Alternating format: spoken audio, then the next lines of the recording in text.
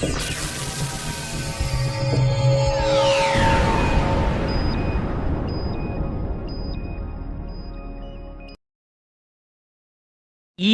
తాటితో కట్టబడినటువంటి అశ్వత్థామని పశువుని ఈడ్చుకెళ్ళినట్టు ద్రౌపదీదేవి శిబిరానికి తీసుకెళ్ళాడు.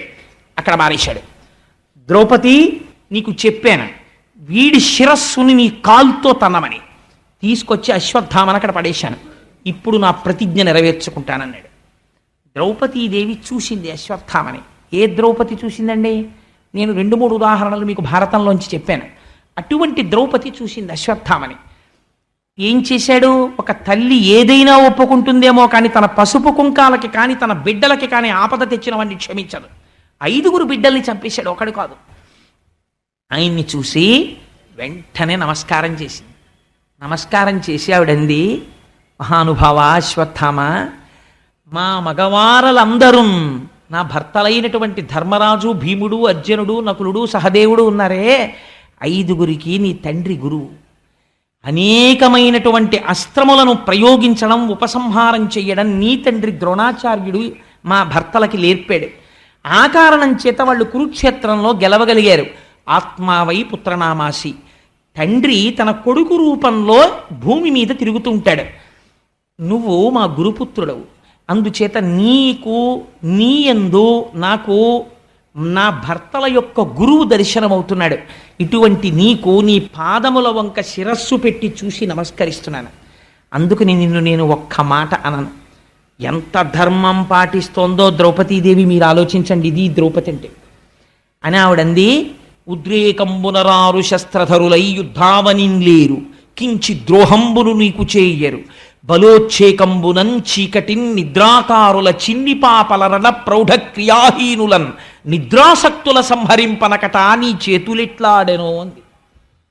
ఆవిడ కోపం లేదు, ఎంత మాట అందో చూడండి. ఉద్రేకంబునరారు శస్త్రధరులై, కోపంతో మిగిలిన అశ్వత్థామని చంపేస్తానని నా పిల్లలు అస్త్రాలు పట్టుకుని శస్త్రాలు పట్టుకుని యుద్ధభూమికి రాలేదు. యుద్ధావనింలేరు, పోనీ అమ్మా పట్టుకు రాకపోతే యుద్ధభూమిలో కనబడ్డారు, చంపేశానందామా? యుద్ధావనింలేరు, కించి ద్రోహంబును నీకు చేయరు. ఇతపూర్వం ద్రోహం చేశారమ్మా, చంపేశానంటావా? నీకు ద్రోహం చెయ్యలేదు. బలోచ్చేకంబుతో చీకటిన్ నిద్రాసక్తుల చిన్ని పాపల రణ ప్రౌఢ క్రియాహీనుల, అపారమైనటువంటి నిద్రలో సుషుప్తిలో ఉన్నటువంటి నా కుమారులు యుద్ధము చెయ్యడమునందు ఆసక్తి లేనివారై గాఢ నిద్రలో ఉన్నటువంటి వారు. ఇటువంటి వారిని ఎవ్వరినీ చంపకూడదు. నీకు ధర్మం తెలుసు, బ్రాహ్మణ పుట్టుక పుట్టావు, ద్రోణాచార్యుడికి కొడుకువయ్యావు. నిద్రాసక్తులై చిన్ని పాపల సంహరింపనకట నీ చేతులు ఎట్లా ఆడెనో, నీకు ధర్మం జ్ఞాపకం రాలేదా అని అడిగింది. నాకు ధర్మం జ్ఞాపకం వచ్చిందే. 5 కొడుకుల్ని చంపినవాడు ఎదురుకుండా నిలబడితే ఒక మాట అనకూడదు. గురుపుత్రుడు, పుత్ర రూపంలో ఉన్న గురువు కాబట్టి నేను అనకూడదని నమస్కరిస్తున్నాను ఇంత బాధలో. రాత్రి చంపేటప్పుడు నీకు ఈ విషయాలు జ్ఞాపకం రాలేదా అని పరోక్షంగా అడిగింది. జ్ఞాపకం రాలేదా అని అడిగితే ఒక బ్రాహ్మణుడికి తెలిసి ఉండవలసిన ధర్మము తెలియదా అని అడిగినట్టు అవుతుందని, నీ చేతులు ఇట్లా ఆడేనో, నీకు చేతులు ఎలా వచ్చాయా చంపడానికి అని అర్జునుడి వంక చూసింది. అక్కట పుత్రశోక జనితాకుల భార విషణ్ణ చిత్తనై పొక్కుచునున్న భంగి నిన్ను బోర్ర కిరీటి నిబద్ధు చేసి నేడిక్కడ కిచ్చి తెచ్చుట సహింపనిదై భవదీయమాత నేడెక్కడ ఎట్టి శోకమున ఏ క్రియ ఏడ్చుచు మొక్కుచున్నదో. అర్జున, నేను ఎందుకు బాధపడుతున్నానో తెలుసా? 5 పిల్లలు సంహరింపబడిన తరువాత చచ్చిపోయారని నేను ఏడ్చాను ఇప్పటిదాకా. కానీ సాక్షాత్తు యమధర్మరాజుల పగపట్టి 2 చేతులతో అస్త్రాలు ప్రయోగించగలిగినటువంటి నైపుణ్యం ఉన్నవాడివై గాంధీవం పట్టుకుని రథమెక్కి పగపట్టి అశ్వత్థామ దగ్గరికి వెళ్ళి పశువుని కట్టినట్టు కట్టి రథంలో పెట్టి ఇక్కడికి తీసుకొచ్చి నిలబెట్టావని ఈ పాటికి కృపికి వార్త అంది ఉంటుంది. కృపి అంటే ద్రోణుడి భార్య. అశ్వత్థామ తల్లికి ఈ వార్త తెలిసి ఉంటుంది. కొడుకు చచ్చిపోయాడని ఏడవడం ఒకెత్తు, చచ్చిపోతున్నాడింకా రక్షించుకోలేనని ఏడవడం ఒకెత్తు. మీకు ఇన్ని అస్త్రాలు నేర్పిన ద్రోణుడి భార్య మీ గురుపత్ని అలా ఏడిచేటట్టు ప్రవర్తించచ్చా? అక్కట పుత్రశోక జనితాకుల భార విషణ్ణ చిత్తనై పొక్కుచునున్న భంగి నిన్ను బోర కిరీటి నిబద్ధు చేసి నేడిక్కడ కీడ్చి తెచ్చుట సహింపనిదై భవదీయమాత నేడెక్కడ ఎట్టి శోకమున ఏ క్రియ ఏడ్చుచు మొక్కుచున్నదో. అశ్వత్థామ, మీ అమ్మాయి అంత ఏడుస్తోందానయ్యా మహానుభావురాలా కృపి, తలుచుకుంటే నా మనస్సు వికలమైపోతోంది అని అర్జునుణ్ణి పిలిచి, బ్రాహ్మణుడు గురుపుత్రుడు సంహరించకూడదు, ఆయన్ని విడిచిపెట్టేయండి, వెంటనే ఆయనకి కట్టినటువంటి బంధనములను విముక్తి చెయ్యండి అంది. అంటే ఈ మాట భీముడు విన్నాడు. విని ఎక్కడ లేని కోపం వచ్చేసింది. ఏమిటి ద్రౌపది మాట్లాడుతున్నది, ఏమైనా అర్థం ఉందా అసలు? ఎక్కడో నిద్రపోతున్న పిల్లల్ని పట్టుకుని చంపేశాడా ఈ దుర్మార్గుడు? ఇటువంటి వాణ్ణి అక్కట నిద్రించుచున్న పుత్రులని చూడకుండా సంహరించినటువంటి ఈ ద్రోణపుత్రుడైనటువంటి అశ్వత్థామని బాలఘాతకున్ విడువమటంచు చెప్పెడిది వెర్రిది ద్రౌపది, వీడు విప్రుడనే విడువగనేల చంపుడిటు వీనిని మీరలు చంపరేని నా పిడికిటి పోటులం వీని శిరము భిన్నము చేసేద చూడుడిందరు. భీముడు ఇప్పుడు మాట్లాడిన అలాగే ఉంటుంది.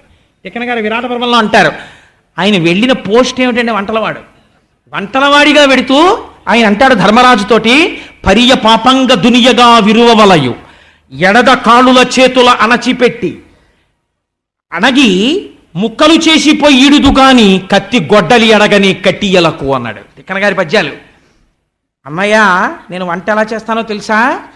పెద్ద పెద్ద మొద్దులు పట్టుకొచ్చి నా భుజాబలంతో చీల్చేసి నా గుండెల మీద పెట్టి విరిచేసి నా తొడల మీద పెట్టి నొక్కేసి పొయ్యిలో బారేసి వంట చేస్తాను తప్ప కత్తి గొడ్డలి గుచ్చుకోనన్నయ్య కట్టెలు కొట్టడానికి అన్నాడు. దిక్కుమాలిన కట్టెలు కొట్టడానికి అంత పౌరుషం ఎందుకండి? ఆయన పౌరుషం అటువంటిది. అందుకని ఆయన అన్నాడు భీమసేనుడు, బాలఘాతకున్ విడువమటంచు చెప్పెడిది వెర్రిది ద్రౌపది వీడు విప్రుడే విడువగనేల చంపుడిటు వీనిని మీరలు చంపరేని నా పిడికిటి పోటులన్ వీని శినము భిన్నము చేసేద చూడుడిందరు. వీడు పిల్లల్ని చంపేసినవాడు, వీడు నిద్రపోతున్న పిల్లల్ని చంపేసినవాడు గురుపుత్రుడు వదిలేయమంటుంది ఆవిడ ద్రౌపది. వెర్రిది, దానికి తెలియదు పాపం. చంపేవతల నారాయణ వీణ్ణి. మీ అందరికీ అనుమానమా? గురుపుత్రుడు చంపకూడదు అనుకుంటున్నారా? అలా అనుకుంటే చెప్పేయండి, భయం లేదు. నా పిడికిటి పోటులన్ అంటే వెక్కిరిస్తున్నాడు అర్జునుడిని. ఎందుకయా నీ గాంధీవంది కుమాలింది కాల్సనా? నాకు గాంధీవాలు బాణాలు అక్కర్లేదయా. ఎలా చంపేస్తానో తెలుసా? నా పిడికిటి పోటులన్ 4 గుద్దులు గుద్దేస్తానా తలకాయ మీద. తలకాయలు కదా కోసేశాడు, తలకాయ ముక్కలైపోతుంది. చూతురు కానీ చూడండి, మీరు చంపుతారా నేను చంపేనా అన్నాడు. అంటే ఇప్పుడు మాట్లాడడం ధర్మరాజుకు కూడా కష్టమే, భీముడికి ఆగ్రహం వచ్చేస్తే. కృష్ణుడు అన్నాడు, అర్జున నేను నీతో ఒక మాట చెప్తాను, చాలా జాగ్రత్తగా విను నేను చెప్తున్నటువంటి మాటని. అవ్యుడు కాడు శిశుహంత దురాత్మకుడు అతతాయి. కృష్ణుడు మాట్లాడితే ఎలా ఉంటుందో భాగవతంలో మీరు చూడాలి. ఆ అంధీకరించినటువంటి పోతనగారి పాదపద్మములకు శిరస్సు ఉంచి నమస్కరించాలి మహానుభావుడు. అవ్యుడు కాడు శిశుహంత దురాత్మకుడు అతతాయి, బ్రహ్మబంధుడది తప్పదు నిక్కము, బ్రాహ్మణోన హంతవ్యమటంచు వేదము పలికెడు, కాన ధర్మబుద్ధి కర్తవ్యము వినికాచుట యథాస్థితి చూడుము పండవోత్తమ అన్నాడు. అర్జున నేను నీకో మాట చెప్తాను, నువ్వు ప్రతిజ్ఞ చేశావు. ఏమని ప్రతిజ్ఞ చేశావు? ఎవడు ఉపపాండవుల్ని సంహరించాడో వాడి తల కత్తిరించేస్తానని ప్రతిజ్ఞ చేశావు. నేనంటున్నాను, అవ్యుడు కాడు శిశుహంత దురాత్మకుడు అతతాయి, వీణ్ణి క్షమించవలసినటువంటి పని లేదు. ఒక పెద్ద బిరుదిచ్చాడు కృష్ణ పరమాత్మ, అతతాయి. అతతాయి అంటే ఇల్లు కాల్చేసేవాడు, విషం పెట్టేవాడు, హత్యలు చేసేవాడు, ఇలాంటివన్నీ అతతాయి అని పిలుస్తారు. బుద్ధినందు కలిగేటటువంటి ఆ ఉద్రేకాన్ని అణుచుకోకుండా ధర్మాధర్మ విచక్ష లేకుండా ప్రవర్తించేవాడు, అటువంటి ఆతతాయి హంతవ్యుడు. కాబట్టి చంపేవతల పారేయచ్చు. కానీ బ్రహ్మబంధుడది తప్పదు నిక్కము. ఆయన బ్రాహ్మణుడు, అది నిజం. ద్రోణాచార్యుడి యొక్క కొడుకు. బ్రాహ్మణోన హంతవ్యమటంచు వేద విదితంబగు. వేదం ఏం చెప్తోంది? బ్రాహ్మణుణ్ణి చంపకూడదని చెప్తోంది. వేదం ఎవరు చెప్పారండి? వేదం ఎవరు రాయలేదు. ఎవరు చెప్పారు? ఈశ్వరుడి యొక్క పలుకే వేదం. అందుకే శృతి, దాన్ని ఎవరు రచించలేదు. వేదం అపౌరుషేయము. కాబట్టి ఎవరు చెప్పారు? కృష్ణుడే చెప్పాడు, ఈశ్వరుడు కాబట్టి. కాబట్టి నేనేం చెప్పాను? బ్రాహ్మణుణ్ణి చంపద్దని చెప్పాను. నేను ఇప్పుడు ఏం చెప్తున్నాను? వీడిని చంపేయమని చెప్తున్నాను. ఎందుకు చెప్తున్నాను? ఆతతాయి చంపేయమన్నాను. బ్రాహ్మణోన హంతవ్యమటంచు వేద విదితంబగు. నేనే వేదంలో చెప్పాను. ఏమని చెప్పాను? ఎన్ని తప్పులు చేసినా బ్రాహ్మణుణ్ణి చంపకూడదని చెప్పాను. కాబట్టి అర్జున నువ్వేం చేస్తావో తెలుసా? ధర్మబుద్ధి కర్తవ్యము విని కాచుట. ఆతతాయి కాబట్టి చంపేయాలి, బ్రాహ్మణుడు కాబట్టి క్షమించాలి, చంపకూడదు. అది నేనే చెప్పాను. ఇది నేనే చెప్తున్నాను, ఈ రెండు నేనే చెప్పాను. కర్తవ్యము వినికాచుట యథాస్థితి చూడుము పాండవోత్తమ, ఇప్పుడు ఏం చేయాలో అది నువ్వు చెయ్యి అర్జున అన్నాడు. ఏమిటండి మాట ఈ పద్యం, ఏమైనా అర్థం ఉందా అసలు? ఈ వెంటనే అర్జునుడు ఏమన్నారు, ఏమండే మాస్టర్ మీరు ఏదైనా మాట్లాడితే ఏదో ఓటు మాట్లాడండి, చంపే అనైనా చెప్పండి, సంపద్దు అనైనా చెప్పండి, మాకు మీరంటే గౌరవం. సంపద్ అంటారా వదిలేస్తాను అశ్వత్థామని, చంపే అంటారా చంపేస్తాను. బ్రాహ్మణోన హంతవ్యము సంపద్దని నేనే చెప్పాను, ఆతతాయి చంపేమని నేనే చెప్తున్నాను. ఏది చెయ్యాలో అది చెయ్యటేమిటి మరి? అలాంటప్పుడు ఈ రెండు చెప్పడం ఎందుకు అనాలి అర్జునుడు. ఈ మాటలు కృష్ణ పరమాత్మ చెప్పిన తర్వాత అర్జునుడు ఏం చేశాడోట తెలుసా అండి? ఏమి రచనండి పోతన గారిది.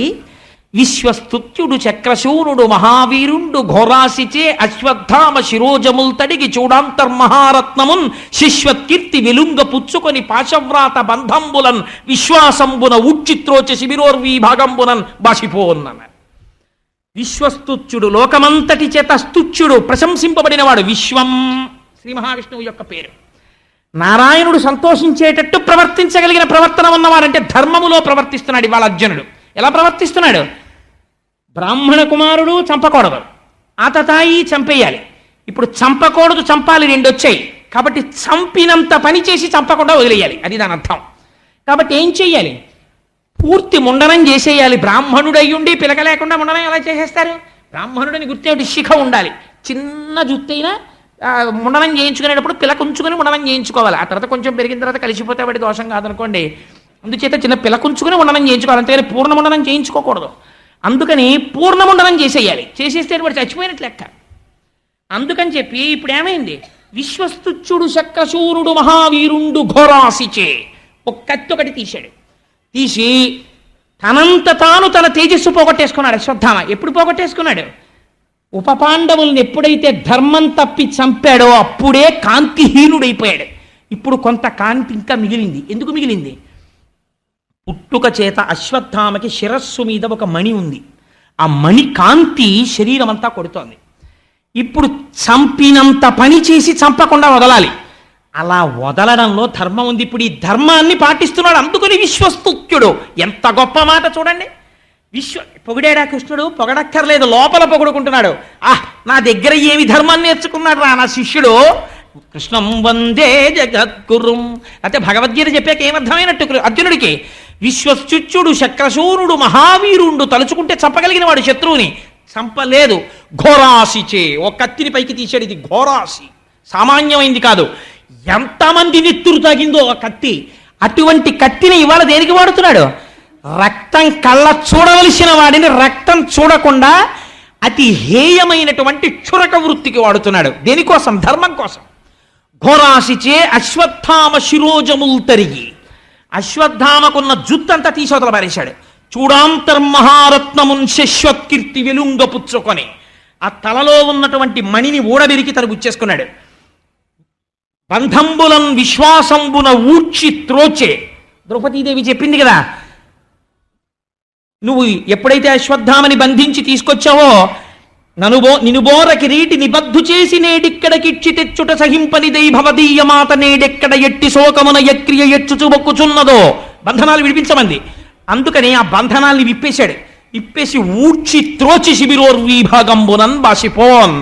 ఒక్క తోపుతో శవతల మారేశాడు. శిబిరం బయటికి వెళ్ళి పడిపోయాడు అశ్వత్థామ. హీనుడై కాంతిపోయిన వాడై తల వంచుకుని సిగ్గుతో నడుస్తూ వెళ్ళిపోయాడు. ఈ వృత్తాంతం చెప్పి సూతుడు అన్నాడు, విన్నారా శౌనకాది మహర్షులారా, ఇది కృష్ణలీలంటే. ఇదయా కృష్ణుడంటే. మామూలుగా మీరు ఇది చదివారనుకోండి ఏమర్థం అవుతుంది? ఏమిట్రా ఆయన ఏమిటి, ఆ మాట ఏమిట్రా బాబా, పద్యం ఏమిటి అసలు, ఆయన చెప్పడం ఏమిటి, నీ చేయడం ఏమిటి అనిపిస్తుంది. ఏ కృష్ణ పరమాత్మ దగ్గర కూర్చున్నాడో అర్జునుడు, ఆయన అనుగ్రహము కలగడం చేత ధర్మం అంటే ఏమిటో తెలిసింది. ధర్మం అంటే ఏమిటో తెలిసినటువంటి కారణం చేత ధర్మో రక్షతి రక్షిత. ధర్మాన్ని రక్షించమనడం అంటే అర్థం ఏమిటో తెలుసా అండి? ధర్మాచరణము చెయ్యడమే. ధర్మం తెలుసు కానీ ఆచరించాడు. ఎందుకు ఉపయోగం ఏముంది? రావణాసుడికి ధర్మాలన్నీ తెలుసు కానీ ఏది ఆచరణ చెయ్యడు. ఏమిటి ఉపయోగం? రాముడు ధర్మాన్ని ఆచరణలోకి తీసుకొస్తాడు. ఆచరణలో పెట్టడమే రక్షించడం అంటే. ధర్మో రక్షతి రక్షిత. ధర్మస్వరూపమే భగవానుడు. నీవు నీ ధర్మమును కాపాడుకుంటే, నీ ధర్మాన్ని నువ్వు అనుష్ఠిస్తే ఈశ్వరుడు నిన్ను రక్షిస్తాడు. ఈశ్వరుడు చూడటం లేదు కదా అనుకుని ధర్మాన్ని తుంగలో తొక్కి నువ్వు నీ భోగాన్ని చూసుకుంటే నీ అధర్మము నిన్ను కాల్చేస్తుంది. అంటే ఈశ్వరానుగ్రహాన్ని నువ్వు పొందలేవు. పాండవుల యొక్క వంశాన్ని తీసేశానని అశ్వత్థామ అనుకున్నాడు. ఇప్పుడు అర్జునుడి ధర్మాన్ని చూసి, ద్రౌపదీదేవి ధర్మాన్ని చూసి పాండవుల వంశం ఎలా నిలబెట్టాలో ఈశ్వరుడికి తెలుసు. ఇలా నిలబెట్టడం నీ చేత కాదు, ఈశ్వరుడు నిలబెడతాడు. ఎలా నిలబెడతాడో వెంటనే చెప్పేస్తారు వ్యాసుల వారు. ఇది చెప్తున్నాడు శూతుడు సౌనకాది మహర్షులతో. ఇది విన్న తర్వాత ఈశ్వరుడి మీద ఎందుకు కలగదండి ధైర్యం, ఎందుకు కలగదండి పూనిక? ఈ పూనిక నీకు కలగడానికి భాగవతం. ఎన్ని జన్మల తర్వాత భాగవతం వింటేనో ఈ అదృష్టం కలుగుతోందయా, భగవంతుడి మీద భక్తి కలుగుతోంది. లేకపోతే మనస్సు ఇంతకాలం స్వేచ్ఛా విహంగంలా తిరిగింది, మళ్ళీ ఇటువైపుకు తిప్పగలుగుతోంది భాగవతం.